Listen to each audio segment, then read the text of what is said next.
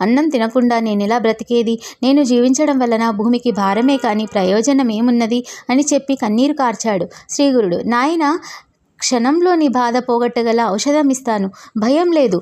ముందుగా నీవు నిర్భయంగా రుచికరమైన భోజనం చేయి అన్నారు.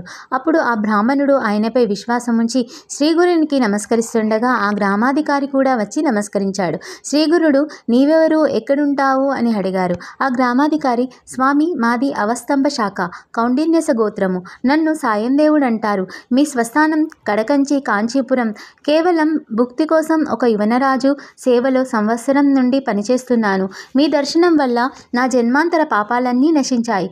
గంగలో స్నానం చేస్తేనే పాపాలు నశిస్తాయి. చంద్రుడు రాత్రి సమయాలలో మాత్రమే తాపాన్ని పోగొడతాడు. కల్పవృక్షం తన నీడను ఆశ్రయిస్తే మాత్రమే కోరినది ప్రసాదిస్తుంది. కానీ ఈ విశ్వాసాన్ని తరింపజేయడానికి అవతరించిన తమ దర్శనం తక్షణమే పాప తాప దైన్యాలను హరించి ధర్మార్థ కామ మోక్షాలను ప్రసాదించగలదు. నా అదృష్టం వలన ఆ ప్రయత్నంగానే మీ దర్శనమైంది అని స్తుతించాడు. శ్రీగురుడు అతనిని ప్రేమగా తమ దగ్గర కూర్చోపెట్టుకొని, సాయందేవా, నేనొక మాట చెప్తాను విను. ఈ బ్రాహ్మణునికి ఉదరశూల రోగం ఉన్నది. భోజనం లేకుంటే ఇతడెలా బ్రతుకుతారు? ఇతని రోగానికి మృష్టాన్న భోజనమే మందు. కనుక నీవితనికి తీసుకెళ్ళి మంచి భోజనం పెట్టు, అతనిని ప్రేమగా చూడు అని ఆదేశించారు. సాయందేవుడు ఆశ్చర్యచకితుడై, స్వామి, నెల రోజుల ఉపవాసం తర్వాత నిన్న ఒక్కరోజు తింటేనే ఇతడు ఈ బాధ భరించలేక పోతున్నాడు. ఇప్పుడు ఆత్మహత్యకు సిద్ధమయ్యాడు.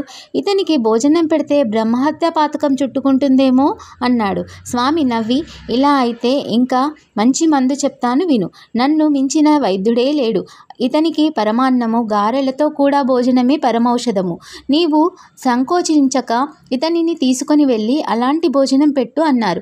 సాయందేవుడు ఆయనకు నమస్కరించి శిష్య సమేతంగా శ్రీగురుని కూడా భిక్షకు ఆహ్వానించాడు. అప్పుడు శ్రీగురునితో పాటు అందరము సాయందేవుని ఇంటికి వెళ్ళాము. ఆ పుణ్య దంపతులు రంగవల్లులతో తీర్చిదిద్దిన మండపాల మీద చిత్రాసనాలు వేసి శ్రీగురుని మిగిలిన అతిథులను కూర్చోబెట్టి రుద్రసూక్తము మొదలగు మంత్రాలు చదువుతూ శ్రీగురుని సర్వోపచారాలతో పూజించారు.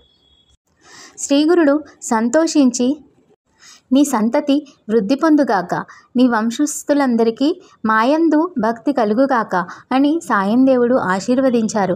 ఆ తర్వాత ఆ దంపతులు అందరికీ షడ్రసోపేతమైన భోజనం పెట్టారు. శ్రీగురుని కృప వలన ఉదరరోగి అయిన బ్రాహ్మణునకు ఆ భోజనం అమృతంలా పనిచేసింది. అతని రోగబాధ మాయమైంది. శ్రీ దత్తాయ గురువే నమః. శ్రీ శ్రీపాద శ్రీవల్లభాయ నమః. శ్రీ నరసింహ సరస్వతీ నమః. 13వ అధ్యాయము సమాప్తము. శ్రీ గురుదత్త, జయ గురుదత్త, శ్రీ మాత్రే నమః.